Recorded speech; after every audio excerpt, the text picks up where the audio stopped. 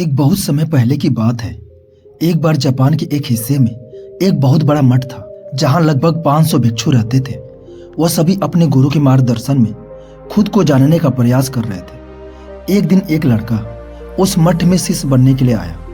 उसने मास्टर से कहा, मास्टर, मैं खुद को जानना चाहता हूँ। मैं सच की तलाश कर रहा हूँ। मैं पता लगाना चाहता हूँ कि आखिर सच क्या है।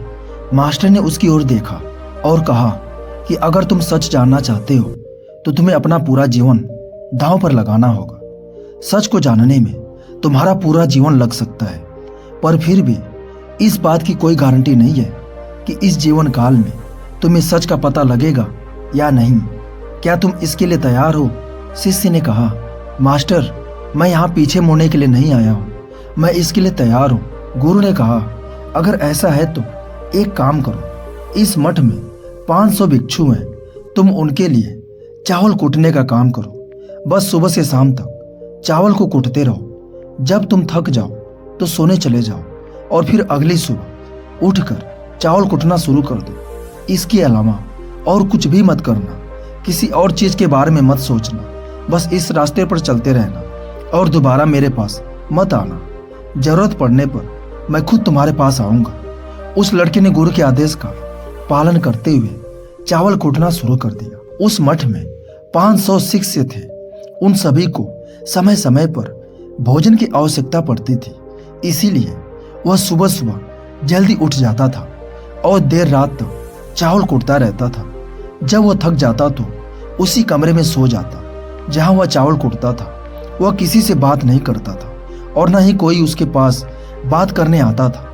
कुछ महीनों तक चावल कूटते हुए उसके मन में पुराने विचार आते रहे, लेकिन जब उन विचारों को कोई नया विषय नहीं मिला तो वह अपने आप ही मिट गए।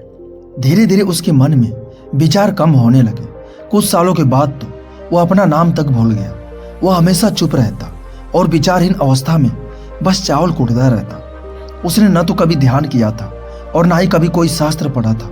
मठ के बाकी शिष्य उसे मूर्ख समझते थे। ऐसा करते हुए 12 साल बीत गए। 12 साल बाद एक दिन मास्टर ने घोषणा की कि अब मेरा आखिरी समय आ रहा है, पर मुझे अपना उत्तराधिकारी चुनना है जो मेरे बाद इस मठ का मुखिया बनेगा।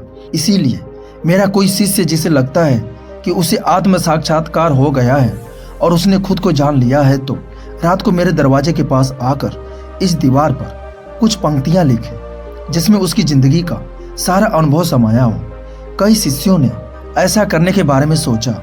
मठ के प्रमुख शिष्यों में से एक ने वहां जाकर कुछ पंक्तियां लिखी। उसे बौद्ध धर्म ग्रंथों का बहुत ज्ञान था। सभी शिष्यों को लगता था कि वह इस मठ का उत्तराधिकारी बन सकता है। उसने लिखा था कि मन एक दर्पण की तरह है जिस पर विचारों और इच्छाओं की धूल जमा हो जाती है।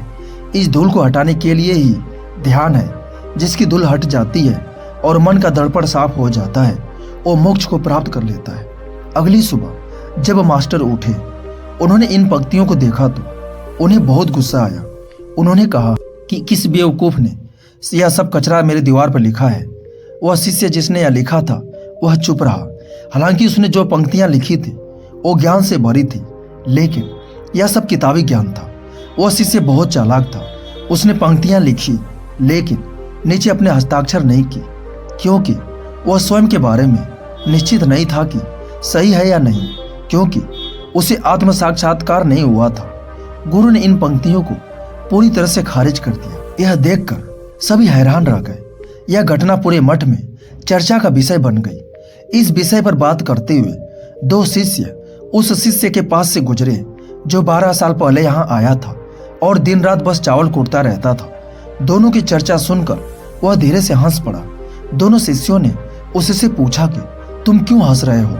इन दोनों की नजर में यह चावल कूटने वाला बहुत ही तुच्छ भिक्षु था। किसी ने भी उसे न तो कभी ध्यान करते देखा था और न ही कभी कोई शास्त्र पढ़ते। और कोई उसे मूर्ख समझता था कि बस चावल कूटना ही जानता था। उस मठ में बहुत बड़े बड़े विद्वान थे, लेकिन उस चावल कूटने वाले को किसी से कोई मतलब नहीं था। इसीलिए वह दोनों शिष्य उसे मुस्कुराता हुआ देखकर चकित रह गए। उन्होंने फिर उससे पूछा कि तुम क्यों हंसी?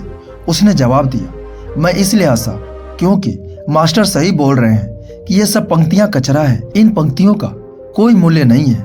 वो दोनों शिष्य चौंक गए। उन्होंने उससे पूछा, क्या तुम कुछ ऐसी पंक्तियां लिख सकते हो जो इससे बेहतर हो? चावल कोटने वाले ने जवाब दिया, नहीं, क्योंकि मैं अनपढ़ हूँ, लेकिन हाँ, कुछ पंक्तियां कह सकता हूँ। पर अगर तुम उन पंक्तियों को लिख सकते हो तो मैं तुम्हारे साथ जाने के लिए तैयार हूँ। उन दोनों शिष्य ने कहा, ठीक है। वो मास्टर के कमरे के पास गए और चावल कोटने वाले ने कुछ पंक्तियां बोली और दूसरे शिष्य ने उसे दीवार पर लिख दिया और उन पंक्तियों के नीचे लिख दिया, चावल कोटने वाला। उन्हें लगा कि मास्टर इस पर भी बहुत गुस्सा करेंगे। जो पंक्तियां उसने लिखने के लिए कहा था वो बहुत ही अद्भुत थी और वो पंक्तियां थी, मन तो बस एक भ्रम है, ना तो मन है और ना ही मन का कोई दर्पण है, और जब मन ही नहीं है तो धूल कहाँ ठहरेंगे। जो यह जानता है वह सच को जान गया है। जब गुरु ने इन पंक्तियों को देखा तो वो आधी रात को उठे और चावल कोटने वाले के पास गए। वह सो रहा था।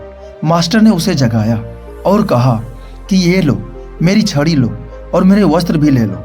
आज से तुम मेरे उत्तराधिकारी हो, लेकिन अभी इस मठ को छोड़कर दूर चले जाओ, क्योंकि इस मठ में बहुत सारे विद्वान हैं जो खुद को तुमसे श्रेष्ठ मानते हैं और वो तुम्हें मार देंगे, क्योंकि वो इस बात को बर्दाश्त नहीं कर सकते कि एक साधारण सा चावल कोटने वाला उनसे ज्यादा विद्वान निकला।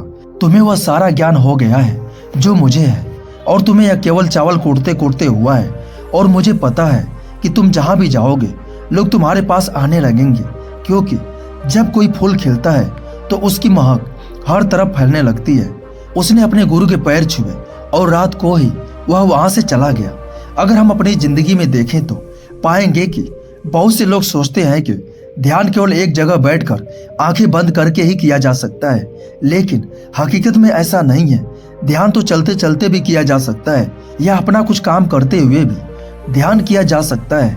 असल में ध्यान का मतलब यह है कि आप जो भी काम कर रहे हैं उसे इतनी शिद्दत से करें कि आपको अपने शरीर का ख्याल भी ना रहे। बिल्कुल उस चावल कूटने वाले की तरह जो चावल कूटने में इतना मगन हो गया कि उसे खुद का कुछ ख्याल ही नहीं रहा। चावल कूटते हुए ही उसने आत्म साक्षात्कार प्राप्त कर लिया। इसी तरह जैन का अर्थ है हर समय वर्तमान में रहना और कुछ नहीं सोचना, क्योंकि मन तब तक ही है जब तक विचार है।